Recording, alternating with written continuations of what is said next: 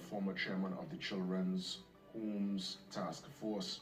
Now, his report back in 1997 gained, I would say, relevance because of what we would have seen via the Judith Jones report that came out last year, and that we were able to get some details in this calendar year 2022, and it brings to light an unfortunate reality that transpires in the children's homes. Now, not every home is guilty of atrocities. There are homes where its mandate is to protect and secure children who come from, of course, vulnerable situations.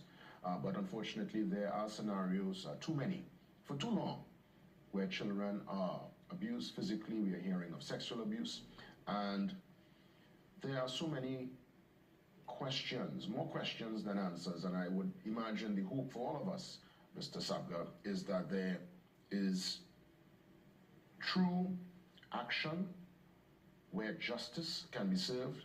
But we get into all that later on. Let me welcome you and thank you for being part of it this morning to really ventilate and to give us more details concerning your report and some new revelations. Welcome. Good morning, Jason, and thank you for having me on. Most definitely. Most definitely. You know, in 97, I was trying to recall, in my mind, recall what I was doing in 97. And back in 1997, I was doing A-levels. And to imagine children who would have been around my age back then, who would have been going through unquestionable and unimaginable abuse. They'll be more or less my age at this point in time. And I'm thinking to myself, when these things go unchecked, you have big woman and big man, adults walking around with hurt, with unresolved issues. Obviously in 97, many moons ago, and to imagine this is still happening at this point in time, I'm sure it would have raised major concern in your mind when you heard of some of the details coming out of the Judith Jones report. What say you?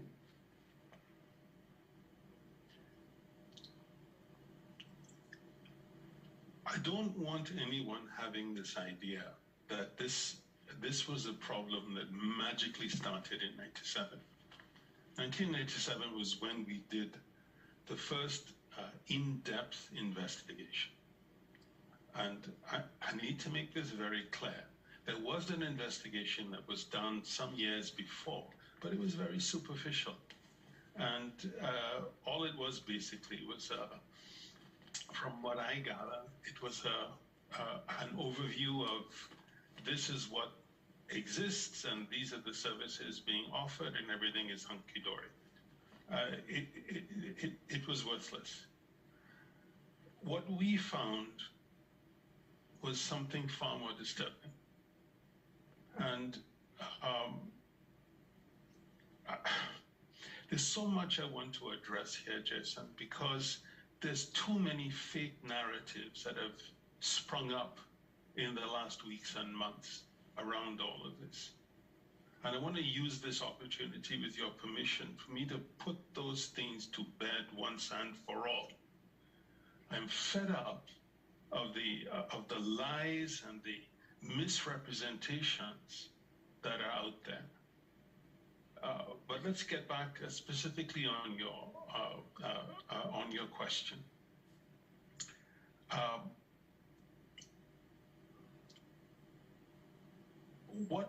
One of the first things, and this is very important, one of the first things we found out was that the position of inspector of homes, and this is an actual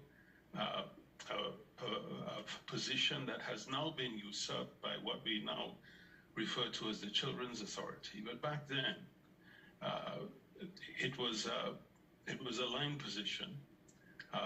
The minister was supposed to appoint an inspector of homes, but that position had not been filled in 15 years.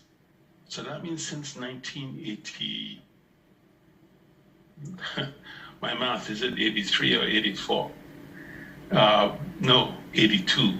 If it's 15 years prior to 97.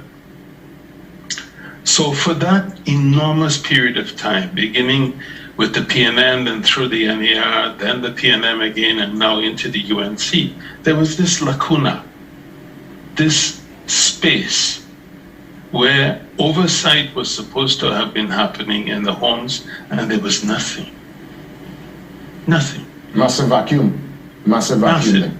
So no accountability. And interestingly enough, the very last report of the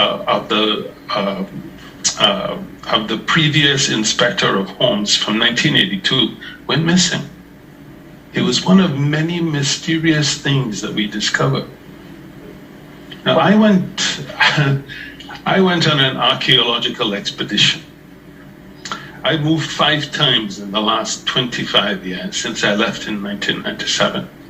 So I have a lot of boxes that I had not opened in any of those moves since I left Trinidad. And I wasn't sure what I would find, but happily, I found my files. You found your files? Those are the original files from the... These are my original working documents. Okay. All right? From Prime Minister come down.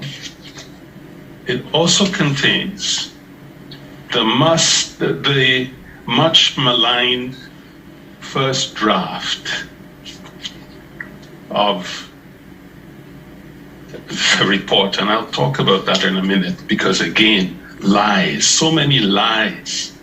The first draft is here. These are all of the working documents we had. Some of them ended up in the appendix of the final report. This is the final report. This is what the original looks like. Okay. It's in a blue bound cover. All right? And I've seen all kinds of photocopies. This is the original. How long it took you from the first draft to the completion in terms of the duration? Could you recall? Does memory... It took me, because remember, there's a process here. When we completed our investigations, and we could have continued, we could have gone on and on and on, but we set ourselves a deadline. I think we ended our investigations in May of 1997. We started in February. The cabinet appointment was made the beginning of January, but we didn't get our instruments until the beginning of February. And in the month in between, what went on was basically once cabinet said, let's appoint a task force, that then started a process of selecting who was going to be on the task force. So that's what happened in that 3-week approximate time. Was the Ministry of Health, the Ministry of Social Development, they decided who they would appoint from their staff on the task force. And this is important too. This is lost in this, because my name dominates this whole narrative. People forget there were 7 of us. It's not just me. There were 7 of us. Well, let me ask you, do you think yourself and the 7 others, looking back now, would have dropped the ball? If you could turn back the hands of time, would you have done anything differently? No, we did our job under tremendous duress. Tremendous duress. There are stories, frankly, Jason, that can never be told. And you know, what I'm going to do for you this morning, what I'm going to do for you is I'm going to give you something nobody's ever seen. This is the cover letter I wrote. The only people who ever saw this was cabinet, not even the other members of the task force. Now, I want to draw your attention. Remember, this was in boxes for the last 25 years. The rats kind of got to it a little bit, so you'll see like there's little nibbles here and there. All right, but happily, the document remains intact. I made a photocopy, which is here. Have you digitized? Are these documents digitized? Jason, are you on your smartphone like I asked you? Yeah, I have my phone here with me. It's in my hand. Okay. Because this is a new revelation here. Let me see, because we were talking yesterday. All right, so let me see. It's set for cabinet eyes only, and I guess now for my eyes. So I'm seeing it. Okay, receive. You have it now? Yeah, it's received. It's here. Okay, good. Now, just for the record, and this is something I need to, please allow me to ventilate this, because I don't want any more misrepresentation, no more lies.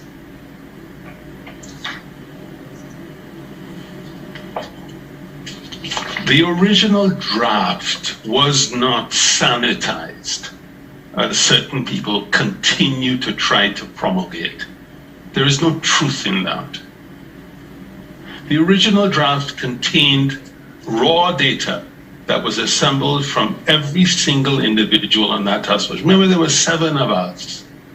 When we would deploy, and we didn't all go to the same homes at the same times, because there were conflicts in scheduling. Sometimes, remember, with the exception of Diana Mahabi and myself, everyone else was a public servant. These are people drawn from the public service, from the Ministry of Social Development, from the Ministry of Health, and so on. We even had a lawyer. The ministry's lawyer was a member of this task force. So all this rubbish about, oh, we were silenced and we were suppressed and the report was sanitized and so on. No, for the record, the original draft contained raw data. Oh, let me finish, please. Go ahead. Once it was done, it was submitted to everybody on the task force. People made their edits. Certain parts of it, and I need to emphasize this, certain parts of it, some members of the task force felt were too, what's the word? Would have the potential of blowing back on them because they are in the public service. And so they were removed, they were excised. This explains what was left out in depth. This. I've been asked several times, whoa, why don't you release the original draft? I can't. I have a duty of care. The duty of care is to the fine people who served on that task force with me. And we made certain decisions that I adhere to and will adhere to for the rest of my life. But this is my doing. These are my words. I can own this. And without going into the nitty-gritty of what was removed from the original draft, all of the key points are covered in this. But let me ask you. When you read it, you will understand. I will understand. Okay, go ahead, Jason. I was just going to say, and again, this would be one that folks looking on would ask, are people being protected? Was it a scenario where certain folks, powers that be, would have seen or heard of the information coming forward and put mechanisms in place to save face, to protect? I mean, why are we... Context is everything. Context is everything here, Jason. I know where you're going with this, because this has been some unfortunate part of this narrative that has been blown completely out of perspective. What you are cursorily referring to is the comment I made about, is it UNC and is it PNM? I appeared on an interview with Buxo Potts and Nika Daniels some weeks ago. I forget. It was a good 5-6 weeks ago, at least, if not longer. But I was asked in that interview something very similar to the question you were just asked me. Now, here's where context becomes important. Shortly before I appeared on that show, the narrative appeared, whether on social media or through one of the government mouthpieces, the narrative appeared that the UNC government that appointed us for this task force actively suppressed it to protect, and these are the exact words used, to protect friends and financiers in the UNC. Rubbish! Absolute nonsense. Out of that comment, I was asked, were any members of the UNC indicated in this document? The answer is no. Absolutely, completely no. No such thing. Then the follow-up question was, and maybe this is where I erred, because I have a difficult time, how do I put this? I have a hard time extrapolating things in isolation. For me, it's a continuum. And we're going to talk about this some more, I hope. Yes. But I see things as a continuum. And this is again where the narrative sort of went sideways. In the course of this investigation, but not exclusive to this investigation, because it went on before. It started even before the Hans Booz affair. You were doing A-levels in 97. I don't know what you were doing in 93, Jason. Well, all I remember of Hans Booz was he was the curator of the zoo, if memory serves me well, and they found a lot of pornographic material, apparently. And that's all I remember. I remember Hans Booz and Blues. That's how I was able to remember. Am I spot on with that Hans Booz scenario? You are kind of spot on. But you see, this is what I mean about continuum. You want to do, Mr. Sabdo? I want you, let's just take a pin right there. I want to take a break really quick, and we'll come back. We'll continue with the continuum right after the break. I want you to stay with me. We have at least now straight up until 8 o'clock. 8 a.m. that is. We come back with Robert Sabga as we really get into some more details concerning his report and what are some of the solutions, his solutions, as we ventilate and really go in depth into this unfortunate scourge that continues to be part of our Trinidad and Tobago fabric. We come back after the break.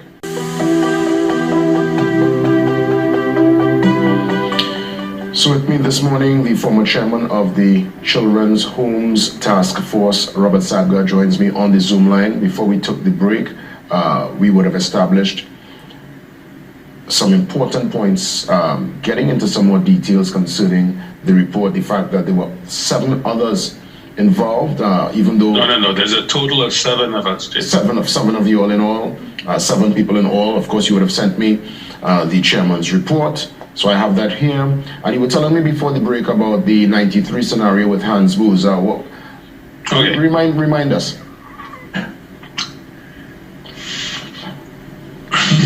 And what became of Hans Booz? Because I have no idea. All of that I will cover for you, but I warn you in advance, Jason. Where I'm going to take you now is a very dark place.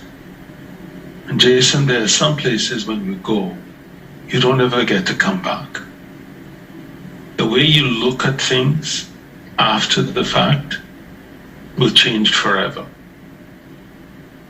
There be monsters here, there be dragons here, and you are not a dragon slayer. Neither am I. 1993 was the first concrete proof of the existence of what we had suspected for a very long time. This was a conversation I used to have with Dale Colasing before his unfortunate passing, but he had me often on his TV station talking about these issues. from 1987 until I left in 1997, I was the only victimologist in Trinidad. The terminology has changed since then. The vogue term now is a traumatologist, because victimology got lumped in with criminology. But at the time, I was the only one in the Caribbean, the only one who worked with and understood and knew how to work with victims of violence and trauma. And so I was heavily involved in pretty much anything that was going on in those circles. I was a founding member of the Halfway House in Gasparillo. I was a founding member of the Coalition Against Domestic Violence, where Diana Mahabi and myself, we became very good friends and colleagues. And that's why when this task force was it was put together in '97, she's the one person I requested that please has to be on this task force, in addition to all of the public servants that were appointed. But anyway, let's go back. In 1993, June of '93, the police raided the residence of Hans Boots. What triggered that raid, I don't know. But here's where things get to be very strange and very interesting. And this is why I tell you, Jason, when we're done with this narrative, you're going to start seeing things in a different light. What it discovered was a vast library of photographs and videos of what was described as child pornography, but quite honestly also contained videos of Hans Boots having sex with children and other people having sex with children. This was in June of 1993. Now, stop for a second. Here you have evidence of a man having sex with young children. He was charged with possession of child pornography, which is a lesser charge. When it was brought to the court 1 year later, if I remember correctly, decided that all the evidence should be destroyed. That was the court ruling. So that was '94. Here's where things get even stranger. There was an appeal made, and in 1996, the Court of Appeal ruled that the material seized was for his personal use, and they ordered that the destroy order be cancelled, and all of the material, all of the paraphernalia, be returned to Hans Boots. Which it was. This is a man who had documentary proof that he was involved, first that he was himself having sex with children on video. And you have to ask yourself, who was taking the pictures? Who was taking the videos while he did these things? Who printed the photographs? Because they were shared. He was part, supposedly, of an international child pornography ring. And then the court rules that all of this is, it's his personal property, you can have it back. Wrap your head around this and ask yourself, from the inception, instead of charging this man with indecent assault, the police that discovered all of this evidence, and I've talked to at least one of the policemen involved who viewed the evidence, and he described it as beyond nauseating, but anyways, and for the record as well, let me let you know, I knew Hans Boots. I was a member of the Zoological Society in those days, and I was a patron of the zoo. And I would never have guessed out of anybody that this is what they would have found out about him. What became of Hans Boots? Oh, I'll get to that. Remember now, he was just charged with possession of child pornography. And he had all of it returned to him. But when he traveled to the US, he served, I think, 30 months in jail in the US federal prison for being part of a child pornography ring. Again, not for being a pedophile, not for being not for being guilty of indecent assault, but just for being part of a child pornography ring. He came back to Trinidad. He eventually died, I think, in 2020.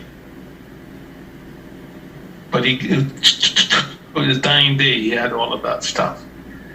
And this is where, as I've said, things become murky.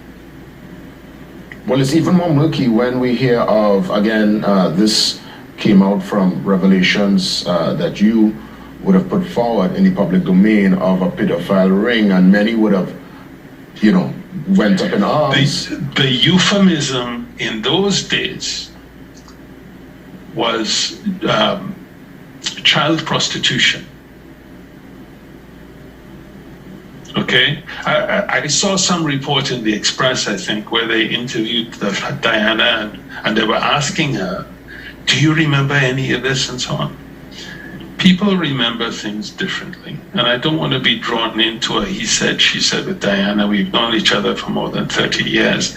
I have nothing but respect. But as I said, people remember things differently. And she may very well not have been present for those particular deliberations. She said your account was a bit different to hers. I guess that's more or less the gist of what she would have mentioned. Listen, do you have a copy of the report with you? I think I asked you to have a copy. Yeah, there. There's a Chinese adage. The faintest of ink is always better than the strongest of memories. Now, I don't know what page it's on in the reprint, but in the original report, it's on page, I believe, hold on.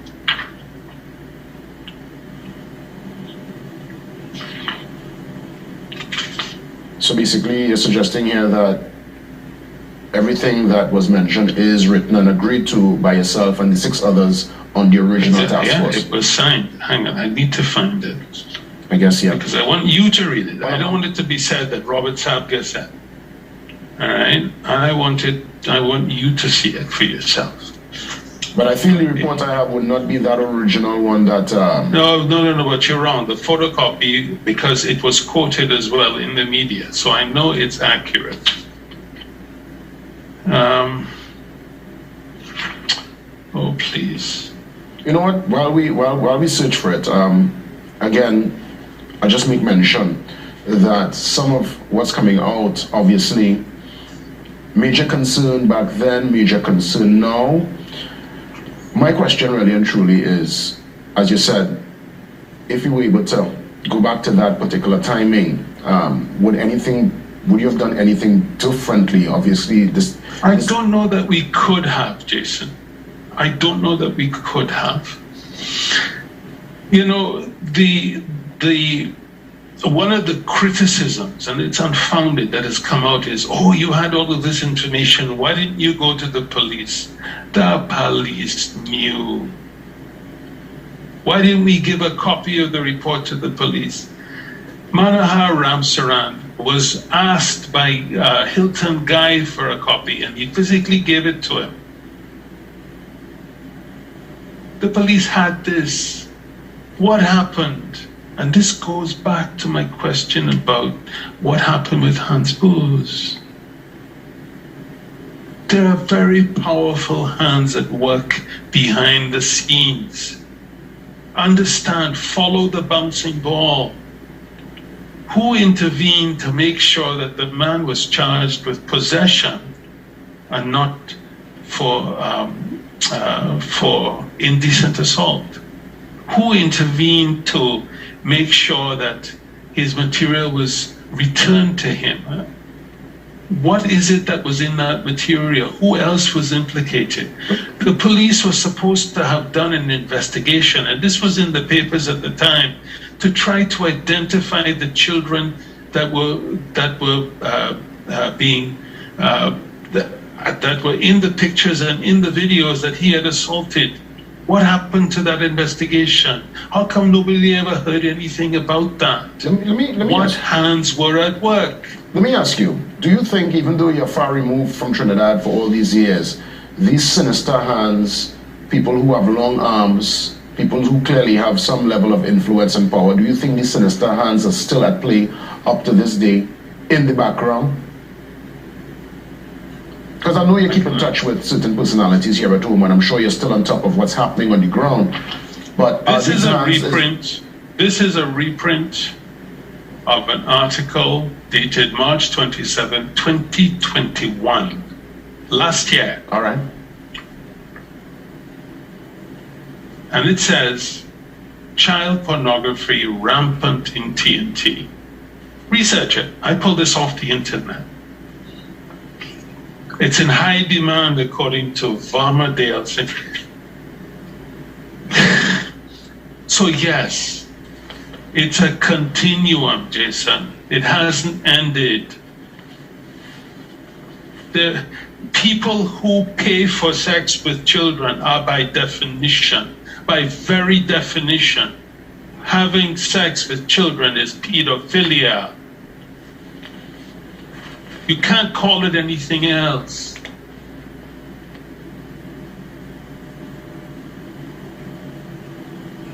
This latest Jones report only shows that the things we found 25 years ago are still there. And when you read my chairman's report, you begin to understand that there's an underground network at play. And while I don't talk specifically about that, there is a network. There is a network. And again, it's unfortunate because this network at play, and those who are going forward with this act of evil towards children, when really and truly they should be protected, they should be given the opportunity to enjoy their youth, the opportunity to be free, to just do what children do, are being now subjected to physical and sexual abuse by those who should be, and again, those who are charged with taking care of these said children. So again, on the other side, this is after 7. I want to hear from you some recommendations. We'll get to that, of course, momentarily.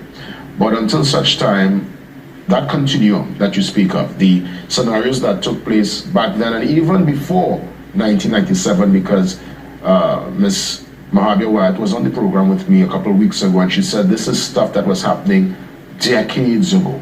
And she said, as far as she knows, only one person would have been subjected to any form of justice, and that was a nun who was removed from her home and sent to Grenada. She said it right here on the show. That was Sister Dominic, who was in charge of St. Jude's, and she continued it there.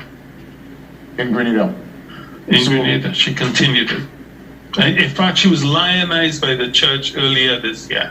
Lionized, and yet she's the person who was the guiltiest of any of those that we found. And Mr. Sapka, before we head across to the 7 o'clock news, and I know you'll take your little coffee break, we've been talking for nearly an hour now. It's unfortunate that after all these years, only one person would have been, I guess, in their form of justice, removed from the home and sent somewhere else.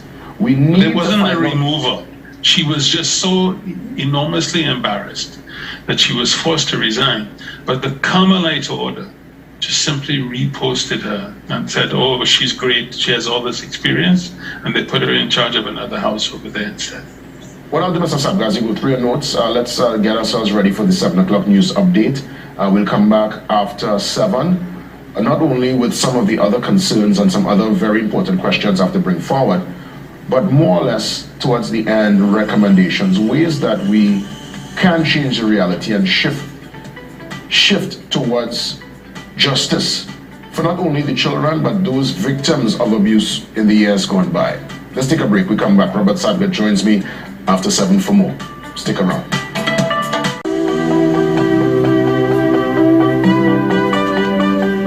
So with me via the Zoom line, former chairman of the Children's Homes Task Force, Robert Sabga. On the line and inside the first hour, I must say, some revelations there, some information that is heart-wrenching. I mean, it's not for the faint of heart, but we must have these tough discussions to come to a place of resolution and a place of action that will impact and protect the children. Obviously, we look at what would have taken place over the last couple of decades. It's an unfortunate circumstance, a very dark cloud over Trinidad and Tobago. And I want to find out from you now, seeing that there's a task force and there are mechanisms and the wheel is in motion, at least from the TTPS side. We have heard from the acting commissioner. We have seen the development of this new task force. Are the TTPS or anyone, any personalities, any top brass would have reached out to you at all to get information, to cooperate, to assist? You count on one, and you count on one hand, Jason? Yes. Is there a digit for this? Well, that's a big zero. That's a big zero. So no one made a call, no one sent an email. There's been no correspondence between you and... Zero. Wow. Not. Nada. Zip. The big donut, as they say. But it doesn't matter. But it doesn't matter. And you see, the Prime Minister publicly made that statement. He said for the TTPS... The Prime Minister called, he said that he can make a case to have me publicly flogged. Well, he said you should apologize to the nation. What would say you? For what? For what? What did I do? For what? Yeah, he also said he should apologize. I mean, I guess you know, the whole talk of the pedophile ring would have rubbed many, I guess, in the wrong way. But again, you would have done your due diligence, and it's in the document that these things existed then. Speaking of, have you located the section? It appears here in the original report, page 27. I have. What's the headline? I have the report with me right now. Okay. I want you to look at the section for St. Dominic's Home. Read item 7. It's one paragraph. You read it. I don't want it to be Robert Sabga said. I want you to read it for me, Jason. So I'm watching here. Item 7, special treatment. Read it. So I'm seeing St. Dominic's Children Home. Item 7. Item 7, special treatment. I'm seeing, so item 7 says here St. Martin's, St. Dominic's Savio houses. I'm seeing... No, keep going. I'm seeing staff concerns. Let me see here. Special treatment?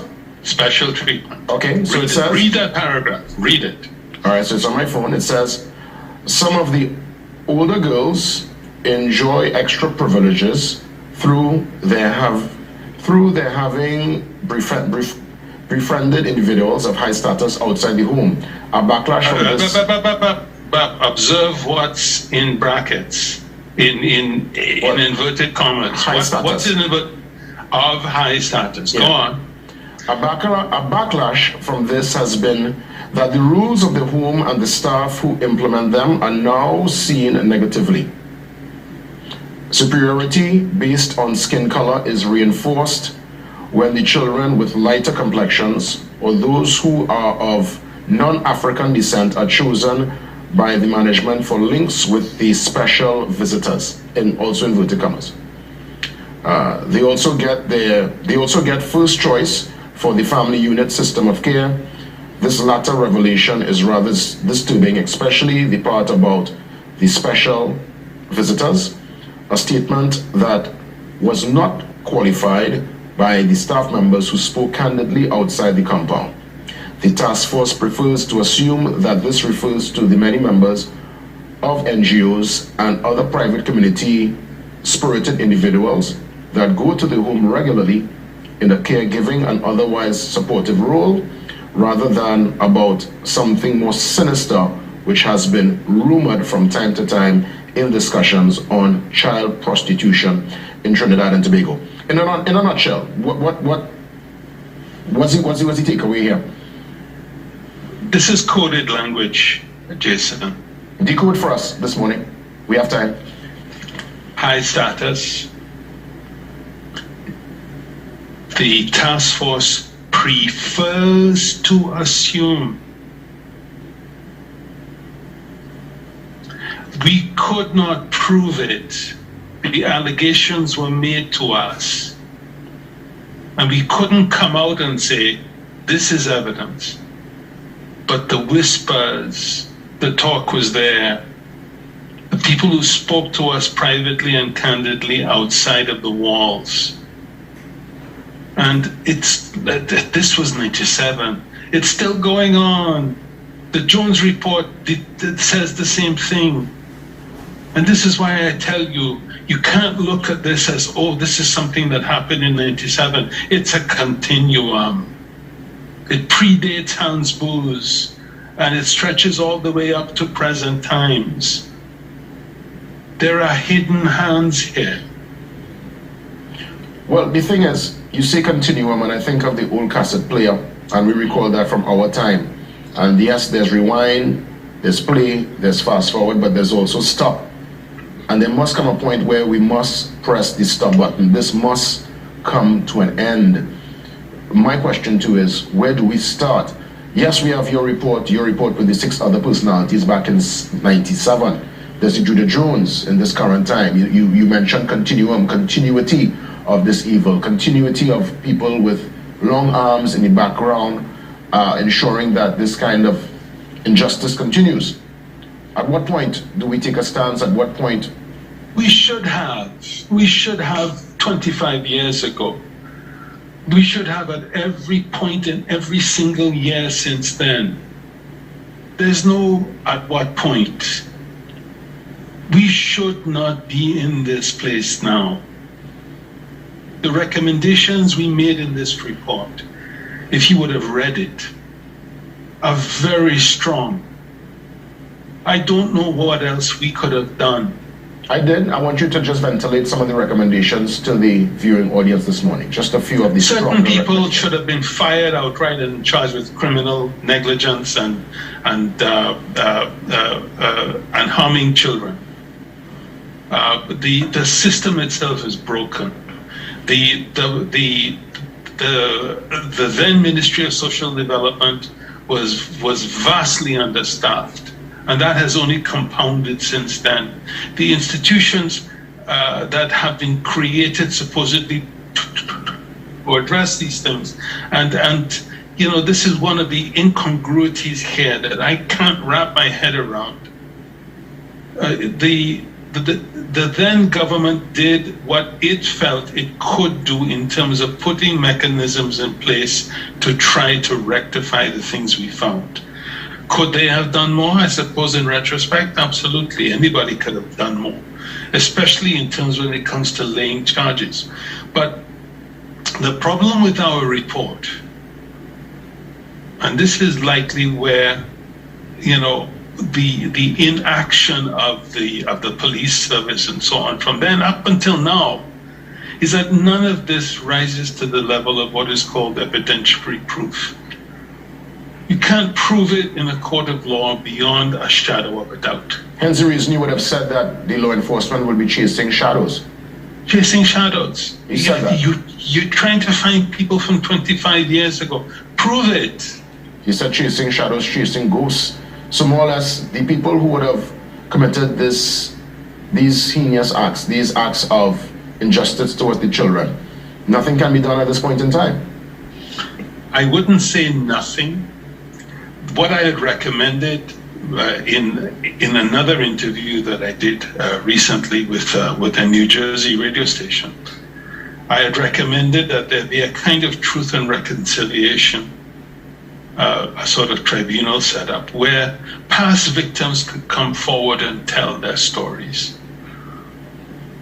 And then the police at that point, if they could find from those testimonials, if they could find evidentiary proof they need so that they can lay charges, then by all means go at it.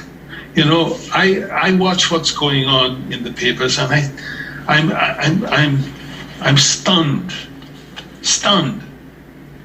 You have Ayanna Webster Roy, the current minister, who's in charge of all of this. You know, just on the weekend, after the revelation came out that there are more than 80 more than 80 individuals accused of child abuse who are still working in the homes. And these were people identified in the report that was dated in December. We are now at the end of May going into June. Wait, no, we are in June now.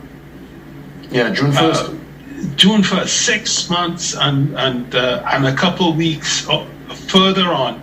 And the people who were fingered then are still being employed. And her admonition is, oh, you should do better. Really? I read that the head of at the police division in charge of looking into all of this, I forget her name now, but she is saying that they recommended immediate suspension and firing and against these individuals. This guy Allen. But let me ask you though, because wait, no, don't walk away from this. No. The response from the Children's Authority was, oh, we haven't received it yet. Really? Anyway, you go, Jason. Well, I'm watching that up until May 24th.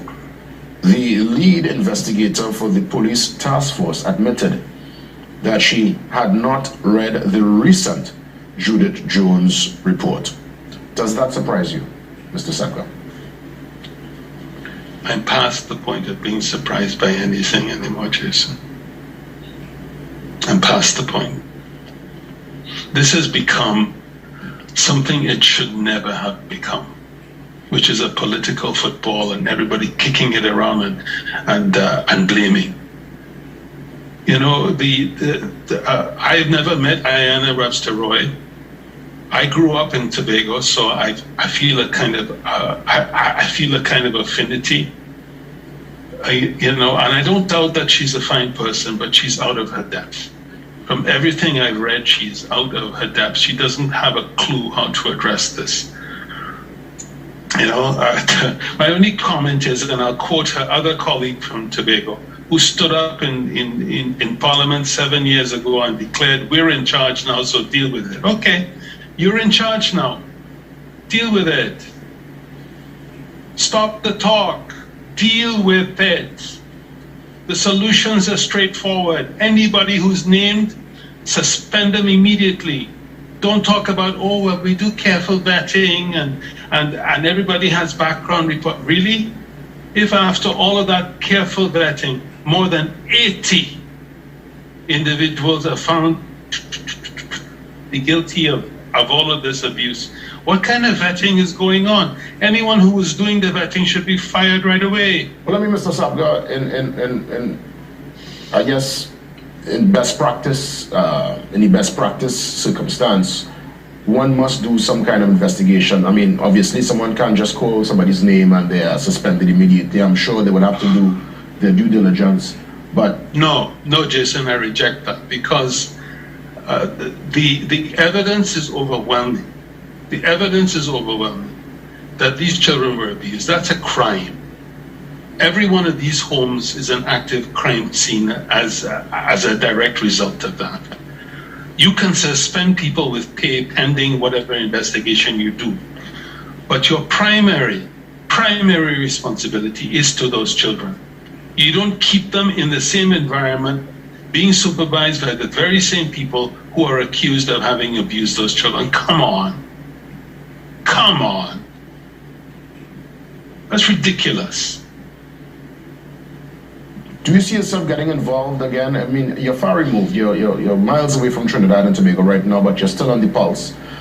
You would have seen for yourself firsthand, heard some of these claims and some of the accusations. You understand it on an intimate level. Do you think there's still a part of you, there's still some kind of energy to get involved? If, let's say, you said they haven't reached out to you just yet. You told all of us there's been zero contact from the TTPS. Let's say after today's interview, they decide to reach out. Do you still What have the can I energy to possibly get tell involved? them? What can I possibly tell them that is not already a matter of record? What? They have my written report. I've just released now the chairman's report. All right, and this is a point I was going to make about this, by the way, and I'm sorry. This will just take a couple of seconds. Go right ahead. But I want to do this for the record, because I don't want anybody saying, "Oh, Robert Sabga went and fabricated and this and that." No, nonsense. Let me show you. This is the original from 25 years ago, my copy. As I said, it was all eaten by mice and so on, but it's still intact. On advice, I have redacted names, but you will observe original next to redacted copy. They are identical except for the fact that I'm trying to see. They are identical in every regard except for the fact that certain names have been redacted. You okay with that? Is that a matter of record? Yeah, I'm seeing it. Good. Okay. I just want to establish that, because I don't want anybody coming with a fake narrative saying that, oh, I'm doctoring things and so on. I'm fed up of rubbish like this. This came out yesterday. Come on. Do better. You want to do something? Do better. Stop with the rubbish. Tell the story. Yeah. I mean, it's becoming a political football, and it's unfortunate. And obviously, when you consider that there are those in the background, sinister hands at play, long hands at play, do you at any point feel a sense of, well, I mean, I know you're a fearless man, but is there any concerns regarding your safety, your security, with the kind of information and the kind of knowledge that you have? My son is a lawyer. His first comment to me is, I must be crazy that these people will send somebody to kill me. And my response to him, I laughed just like this. I said, you've been watching too much Ozark. I am not a present threat to anybody anymore. Jason, I'm a dinosaur. I was relevant 25 years ago. I'm not relevant now. How all of this unfolded is beyond me. You know, why am I the story? I'm not the story. I should never have been the story. It's the children that are the story. What they're enduring is the story. I'm just part of the history. That's all I am. Yeah. Yeah. You know, have you ever read Les Miserables by Victor Hugo? No. Give us some more details. I've always identified with the character of Jean Valjean. What are the characteristics? Well, just because he's a man that's caught between his past life and his present, and he faces a moral and ethical decision. And he says, if I speak, I'm condemned. If I stay silent, I'm damned. Between a rock and a hard place. That's where I am. Yeah. Why you left in 97, Mr. Sapler? Why you left the country? I was posted to Canada. You know, and that's, you know, just this morning, another bit of nonsense from Camille Robinson Regis, of all people, appears in the Express. I practically threw my phone against the wall when I read it. Unbelievable. Of all people, she should know better. This report was finished and handed in July of 1997. On the 7th of August 1997, I left Trinidad and assumed my position as High Commissioner to Canada on behalf of the Republic of Trinidad and Tobago. People have tried to float this narrative that I was sent to Canada for me to be shut up so that the report could be suppressed. It was some kind of reward for my being, for my keeping my silence and all. Rubbish! Camille, I'm telling you this to your face, you're a liar. And you of all people should know that, because you served in the same position. You in fact called me when you first assumed. You called me and invited me to come and have tea with you. You didn't have that consent then. There's a process for being appointed. My appointment began in September of 1996. I was a member of the Clico group of companies. I was a CEO in the Clico group of companies then. And Mr. Pandey was leading a trade mission through to US and Canada, his first North America, his first foreign trade mission. And he wanted members of the business community to go with him. And the Clico group put me as their representative on that trade mission. It was because of my conduct on that trip between Boston, we went New York, Boston, I think Massachusetts somewhere, then on through to Toronto, Ottawa, and Winnipeg and whatnot. But in the course of that somewhere, George Mackenzie, who was the then Consul General for Trinidad and Tobago in New York, he and Ralph Mirage, they decided that looking at the way I conducted myself and my business acumen and so on, they felt that I would make an excellent ambassador for Trinidad. And they approached me on that trip, September of 1996, long before there was a task force. This was not even an idea then. And there's a process where once you are approached, they then have to, the government of Trinidad has to approach the receiving government, in this case the government of Canada, and seek what is called agreement between the two governments, whether the receiving government will accept the nominated individual as their official representative of that country. That took 6 months. So how can she, of all people, come with this crap about how I handed in a report in July and less than a month later I depart for Canada, and it was a reward, and it was to keep me quiet and all of this rubbish. Stop it! Stop telling lies! Stop it! So in a sense, you being part of the report, being approached, was that because of your extensive knowledge as a traumatologist? Well, you said victimologist back then, but we call it traumatologist. I was a very known individual back then, Jason. So that was I advised 3 consecutive governments on social policy. 3. So you being part of the report was really based on your expertise as a traumatologist. That's right. Absolutely. And the deal was brokered for you to be the consulate prior to this particular report. That was on record this morning. Yeah, listen, I developed the blueprint for a social service delivery system for Trinidad and Tobago. This is my acceptance letter from Pandey himself, from Beverly Drayton, saying that she had received it. Whatever happened to that, I cannot say now. But I have been a loyal and dedicated servant of the Republic. For me to be called on now, for me to apologize? By who? For what? As we go towards recommendations, you would have mentioned all your recommendations are there.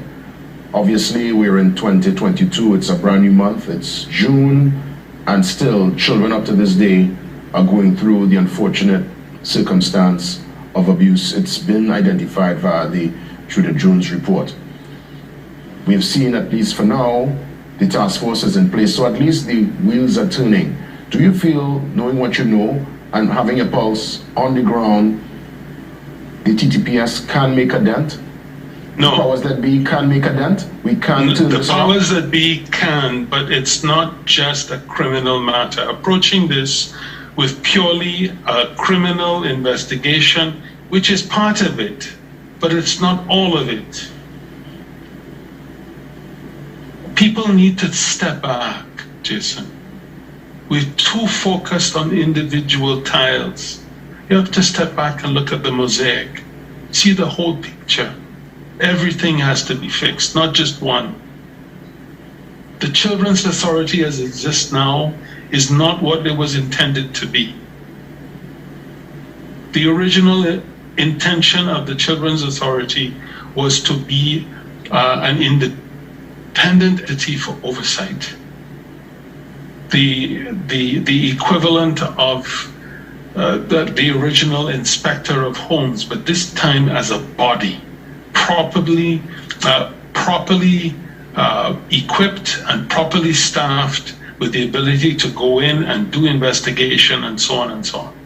You know, one of the homes named in the Jones report is listed as being unlicensed, and I kind of went like, what? I visited that home 25 years ago. It had just started up. 25 years later, 25 years later, it's still not licensed. Interesting development. And in that regard, in your report, when I looked at your report, there was a home called the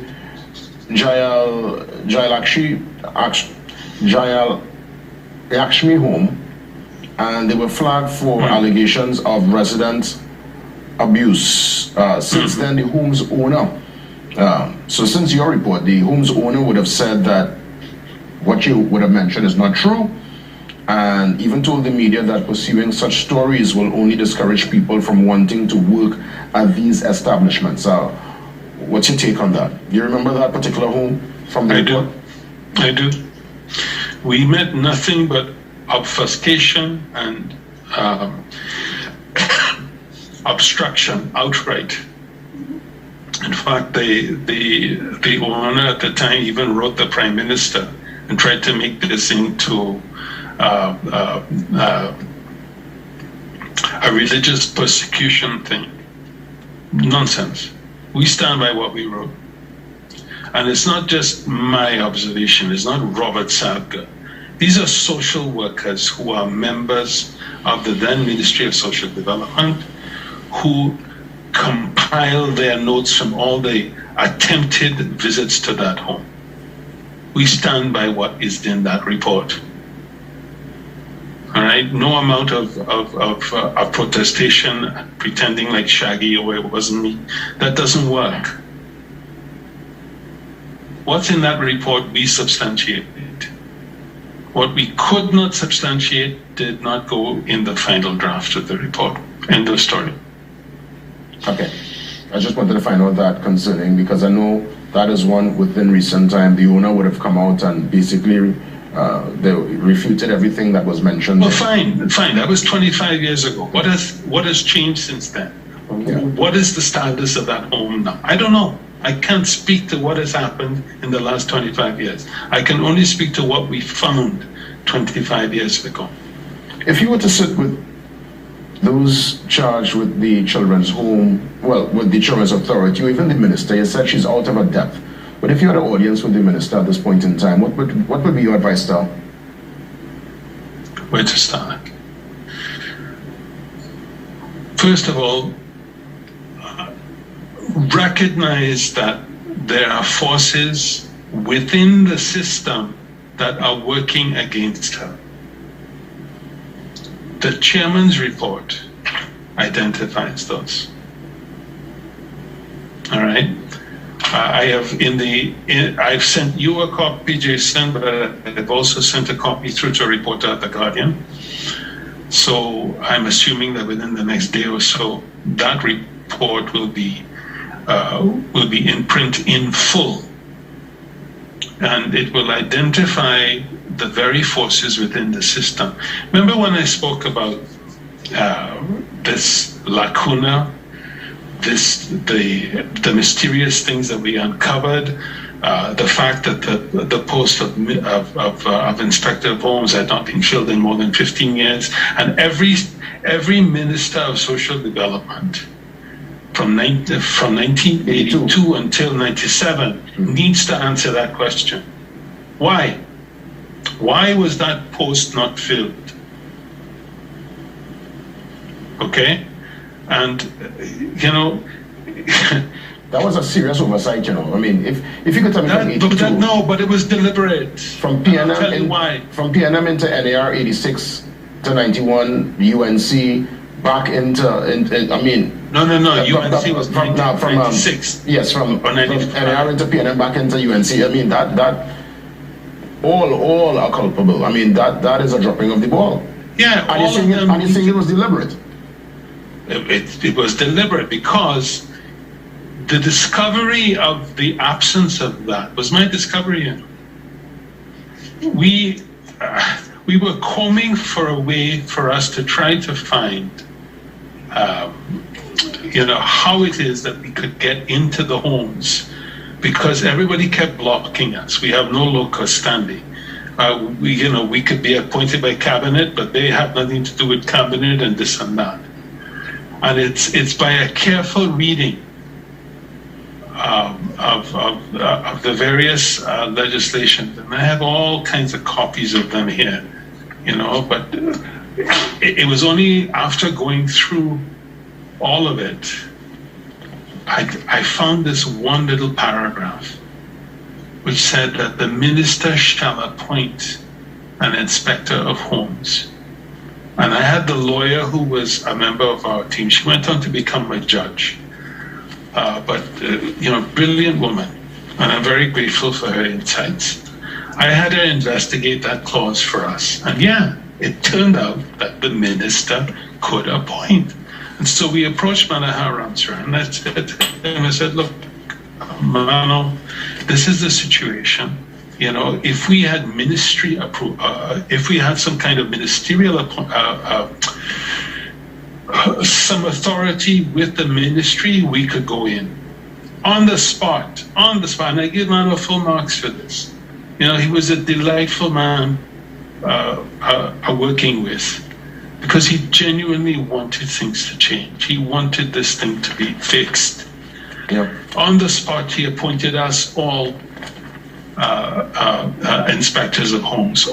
He made one of the social workers inspector of homes. I made all of us assistant inspectors of homes, but so that we now all of us had legal authority to enter the homes.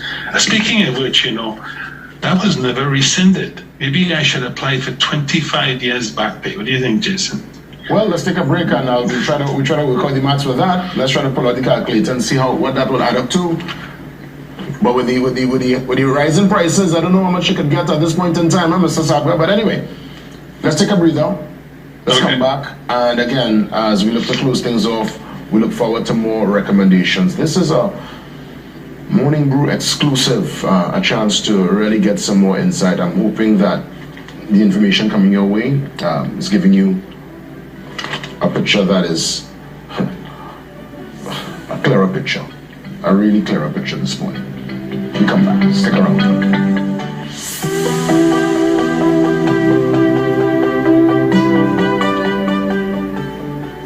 Former chairman of the Children's Homes Task Force, Robert Sapga, is with me on the Zoom line. For those who've been looking on since this morning, it's been a discussion, a full scope of emotions I've been through this morning, and I'm sure the viewing audience, and I think it's important to get the viewing audience involved in the discussion this morning.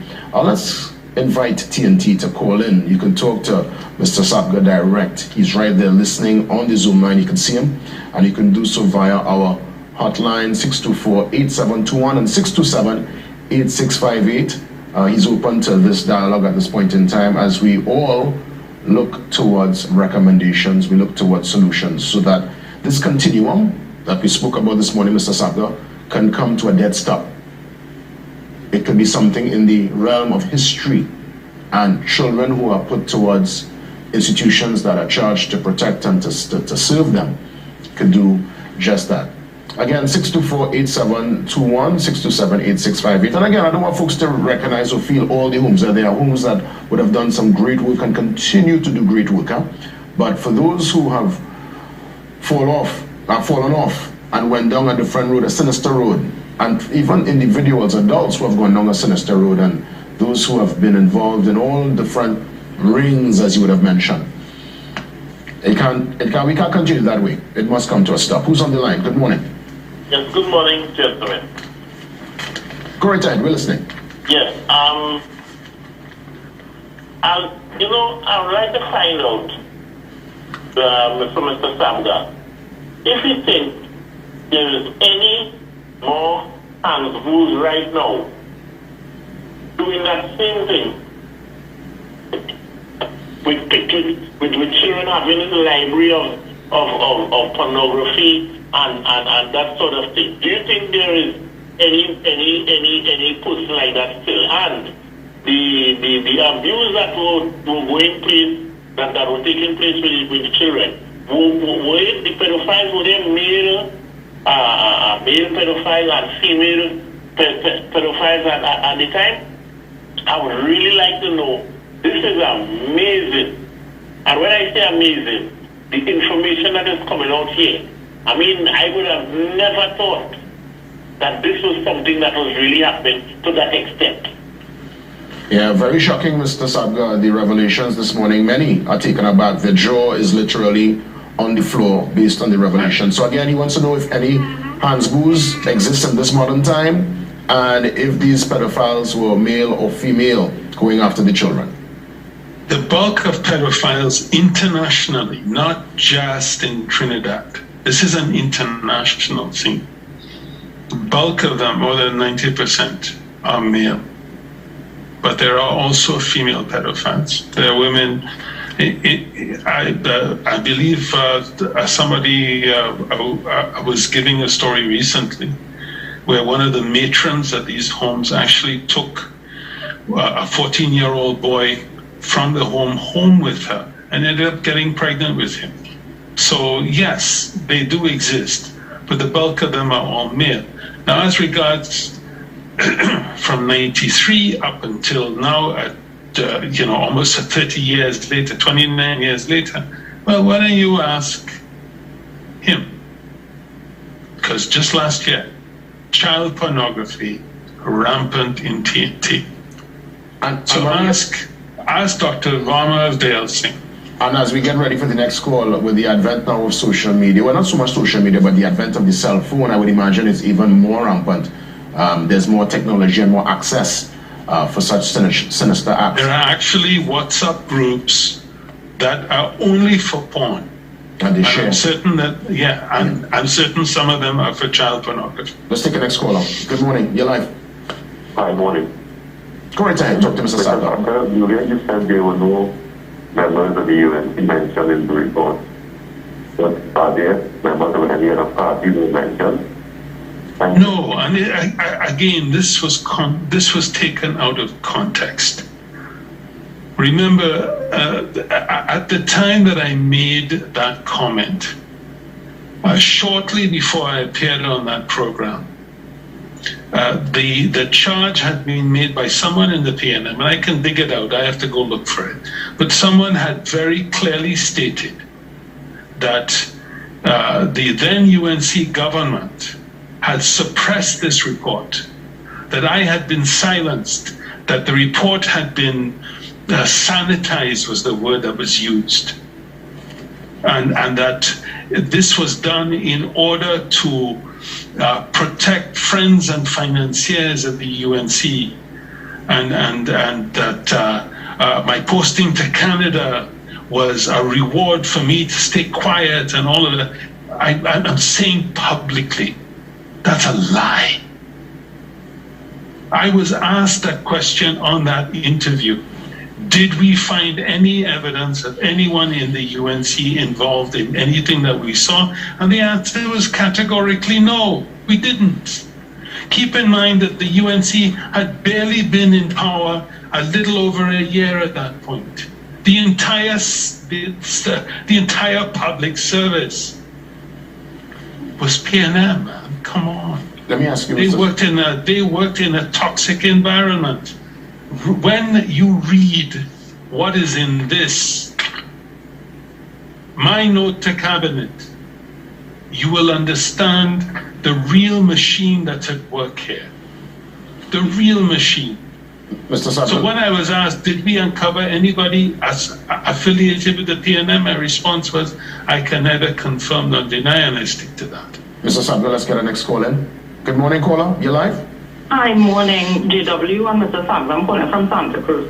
Welcome. I just want to say thank you to Mr. Sabga for giving us all this information this morning. I myself, JW, I'm your age, so this is all a shock to me. Yeah. I think that he needs more time. I think Mr. Sabga needs more time to be able to speak. And I'm suggesting maybe he do a podcast for all of us who want to listen and ask questions. Two, if the minister can please take the recommendation Mr. Sabga gave and remove those people pending investigation from those children. And three, the handbulls. It shocked me this morning about the Court of Appeal and giving him back his horrible pornographic material. I am absolutely shocked this morning. I don't know how I'm not crying yet. So thank you very much, JW and Mr. Sabga. Thank you, Ms. Santa Cruz. Yeah, I mean, listen, I think this morning here, it's been at least for me, one of the most impactful mornings thus far since being the host of the Morning Brew. And I hope that we really get some wheels turning, some serious wheels turning. Let's get our next caller in this morning. Talk to Mr. Sabga. Good morning. Hello? Yes, welcome. Hello, good morning. Jason, good interview as normal. I have two questions to ask Mr. Sabga. One, in 1997, it was posted after this report into Canada as an ambassador. The UNC was in government till 2020, where they had the general election. Then in 2021, for the first time, they formed the government. The Attorney General, again, Ramesh Maharaj, said he cannot remember this report come to the cabinet of the Republic of Trinidad and Tobago. And if that report had come to the cabinet, he'd have acted on it. And I'm sure all those years that you have been an ambassador and you have this report, and this report was handed to the then minister, Manohar Rancharan. And according to you, they said in a car park. Did you get your instrument of appointment in a car park by the then minister? Are you willing to take a lie detector test? Because somehow I cannot believe plenty of the things that you are saying today, Mr. Sabga. And why it is, after so much years, you never come out and see it fit as a responsible chairman of a community such as this, with children have been taken advantage of. I went and I publicly called on religious leaders who married in children 12 and 13 years old to apologize, because that is a form of abuse, child abuse also, and that's a form of pedophile ring also. And why it is you wait so long when you could have made a dent, even though the UNC was out of office? Why wait so much years after over 20-something years? I will listen to your reply off the air, and I'm saying it again, just as how you say this is a lie. I take in what you say with a tip of a soul. Mr. Sabga, what's your response then? I'll quote David Patrick Monahan.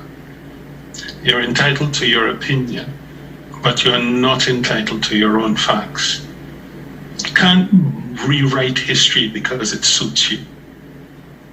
And don't think that my sole involvement in this was the creation of this report in 1997. What do you have to say about everything I did in Trinidad from 1986 until 1997? All of the work I did in all of the children's homes and the coalition against domestic violence, the halfway houses, and so on. So all of that counts for nothing. You say that I kept quiet for 25 years. No, I didn't. But my responsibilities changed. I became the face and the voice and the hand of the Republic of Trinidad and Tobago. Your years are way off, by the way. It's not 2021. The UNC remained in government up until, I think it was 2001, not 2021. And everything else, you've bought into the narrative that is being spewed by the other side. This is not a political thing. It's not political. Get off that horse. You accuse me of staying silent. Do you know anything about me, sir? Anything at all? Do you know what I do? Do Do you know what I have done since I demitted office until now? Do you know the international humanitarian work that I'm involved in? No, you know nothing about me. So don't sit in judgment because you know nothing about me. I have given my pound of flesh to king and country. Some of the people who are commenting now, there's not a noble bone in their body. They haven't helped a little old lady across the street once. So don't stand in judgment of what you don't know or don't understand. Mr. Sabga, let's get the next call in. Trying to get as many calls in before 8 o'clock. Good morning, you're live. Hi, good morning, Jason. Good morning, Robert. Good morning. Yeah, I'm just wanting to compliment Robert on what he's doing. Thank you very much for what you are doing for the children. And just so you made a comment about somebody who took over 14-year-old. If I'm not mistaken, some years ago, the then Children Authority Director, Nicola Harvey, he took a probably political. If I'm not mistaken, there was a time she took somebody home too, and that was in the public domain. And my thing is, people who are in charge of these institutions should not be allowed to take children in their homes. They should not be allowed. And some years ago, maybe about 2 years ago or a year ago, something like that, this other guy, Hannes Benjamin, under his watch in the Children Authority, there was this boy, I think it was the lady who tried home. This was in public domain too, in the daily news, that he was physically and sexually abused. They found the boy in chains on a bed. And under Hannes watch, Hannes Benjamin's watch, nothing was done. And you know what they did? They sent the boy to the St. Anne's Hospital. They moved him from the home, I think it was the home or some one of them. And they sent him to the St. Anne's Hospital. Why they sent him there? Nothing is wrong with that boy, but they want to cover up the wicked act. And at the time when they sent him over to the St. Anne's Hospital, COVID was rampant over there. So, do the maths. Whatever they were trying to hide, they sent the boy to the St. Anne's Hospital. So, I just hope that boy is okay. Because when he moved over to the St. Anne's Hospital there, in a time when COVID was going on, do the maths, they probably want him to die. So that nothing could come out of that. I want to thank you. That wasn't changed, the mention that was in the public domain, I read it in the newspapers. Thank you, caller. Thank you, caller. Mr. Sabga, I want to find out, and again, to all the callers, we want to thank you for being part of it. We'll probably try to get one more in, but I want to get a quick response to you on this particular point. Should there be greater due diligence, greater checks and balances, background checks, the full 9 yards? Because I would assume if somebody wants to do harm to children, you need to go in the environment where children are. Schools, clubs, youth groups, homes. What should be the protocol when it comes to adults going to interact with children? Even recently, they said that there are teachers now in the system sharing all kind of pornographic material, making all kind of loose jokes with students. That's happening now in the school system. When I was going to school, I could barely even see my teacher's bloomer's line. It was such a reverence and a respect with your teacher, female teachers, and for me as a male student, but now it's a different timing. What say you concerning that, new reality, new normal? Well, the new abnormal, because that's not normal, a new abnormal. How do I respond to that, Jason? From captain to cook, the entire system needs to be overhauled. Captain to cook. The Children's Authority should be returned to what it was intended to be. And it should be staffed by an independent, not a political appointee, but an independent, properly qualified management of a team, devoid of politics. This has nothing to do with politics. Take this whole party thing away. Advertise nationally and internationally for people who have a certain list of qualifications. The authority should be a supervisory authority. Oversight, not an entity that is also in the business of managing homes as well. That was never intended. Okay. Let's squeeze in one more call before we wrap things up. Final call this morning. You can talk to Mr. Sapka directly. Go ahead. No, man. I don't know, no? Yes, caller. Go right ahead. We're listening. Yes. Morning, JW. Good morning. And morning to your guest. Listen, the last caller, he said it so perfect. Let me tell you, I just get so angry when I see that Hannes Benjamin man on the news talking. I just get real angry because it's only talk. My question to Mr. Sagba, you gave the minister that report. He did nothing because you presented your information, as they said, you all did all your research. You gave it to him and you sat there. You see him do. Let me tell you, Mr. Sagba, I work in a ministry. You talk about sting operation I put down. I mean, I put my life in danger. I leak things to the press. When I see bosses and doing nothing, I did what I had to do to bring perpetrators before, I can't understand how you gave man her answer on it. He sat there, he did nothing. This children went through this thing for 25 years. This thing paid me. You could have done something, but I want to believe they ship you out, they post you to Canada, so you can't say nothing. And talk out. You could have talked. Look, we like to copy everything from America. Remember the Olympic, the gymnast Olympic team where the girls said they were being sexually abused by the physiotherapist, the doctor? Yeah. He is behind bars right now. Them don't take. We have a talk shop in this country. We just only talk and nothing happens. In fact, Superintendent Alexander likes to say information is not evidence, but information brings evidence. I do my sting operation and get results. I can't, this thing is fit. Just W, that little boy only this be highlighted, I think his name is Oliver. That boy talking what he went through. I mean, and he spoke out on his punishment. Man, hellfire for these people, man. And that guy who gone sentenced to work, they need to get him out. Because, let me tell you, I keep saying it, mothers don't believe when the daughter gets raped by the man, but they just believe the child. Who believes these children? The sentenced people. I know people say the work sentence of the females was being raped.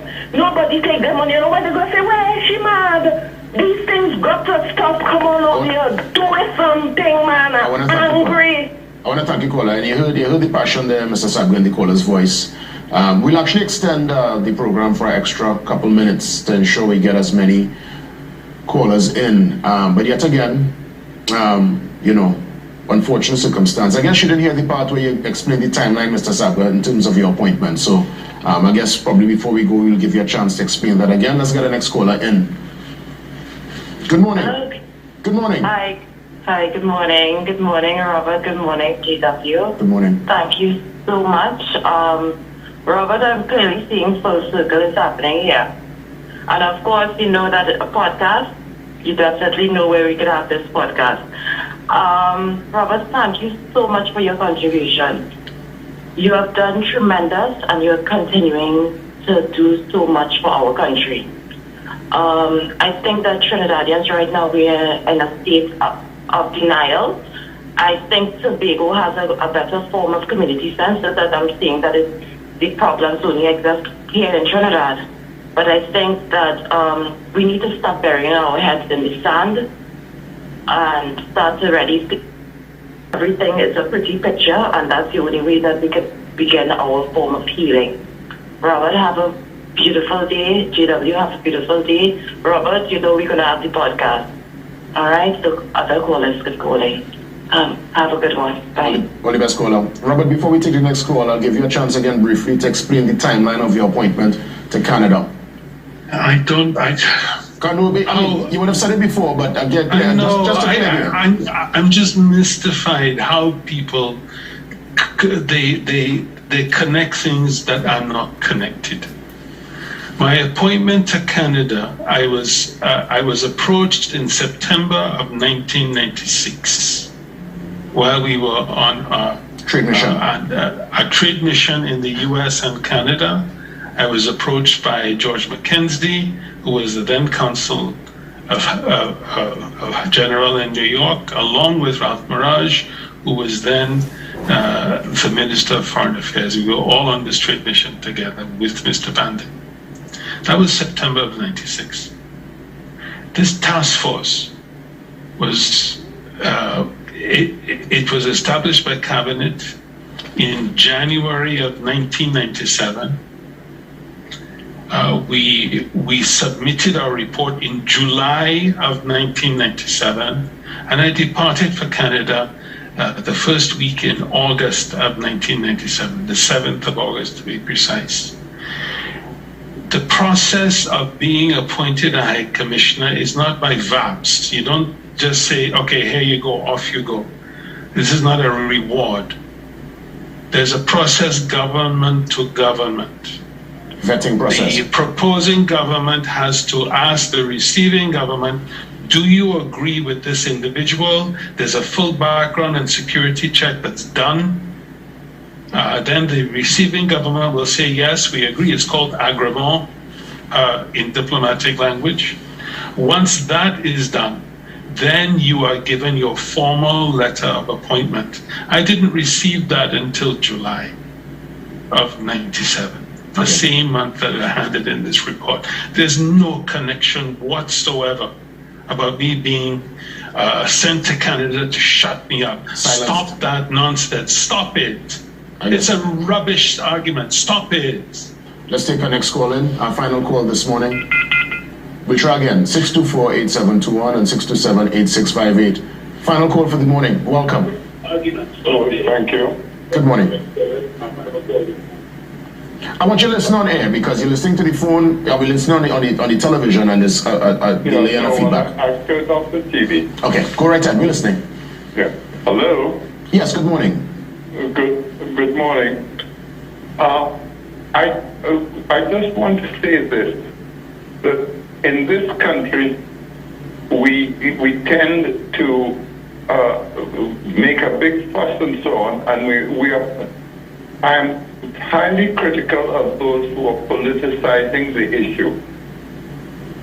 People are politicizing, and if you support PNM, you're critical of Mr. Sabga. And if you support UNC, you're critical of the government and so on. Oh, for crying out loud, if our house is on fire, put out the fire first and then deal with the problem. But no, we are criticizing everybody. And right now, as we're speaking, right now, children are being abused. So what is being done for these kids that are being abused at this moment? Answer, nothing. Investigating. The police are investigating. We are having committees. We've already had a meeting about this committee, that committee, and the other committee. But you're not doing anything. For crying out loud, arrest the people, charge the people. You mean to say that after 25 years and God knows how many weeks, that you don't know what's going on? You don't know who these people are? Come on. I'm fed up. Thank you, caller. Mr. Sabga, I'll give you a chance to put forward your closing remarks as we look to wrap things up on a very, I would say, emotional morning. And, you know, it's one where, as you said, it's been a continuum. But I hope and I pray that in my lifetime it comes to a dead stop. And we will not have to deal with this. And this, your report, the Judith Jones report, will be in the realm of history. But until then, we have work to do. And we want to hear some recommendations and your closing remarks. How do I say this in 2 minutes, Jason?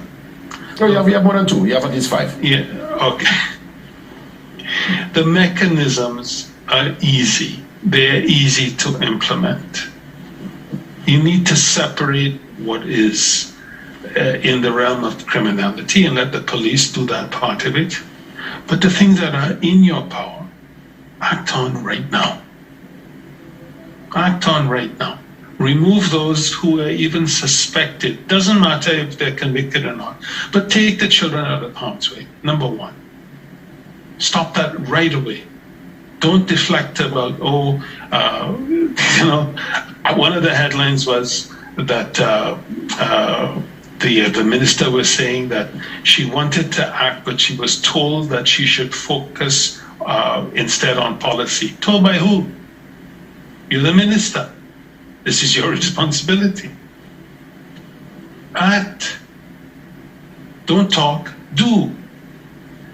That's the first thing. Get the children out of harm's way. So that last call is absolutely 100% on point with that. Secondly, re-examine the system that's in place, because the real culprits here, the real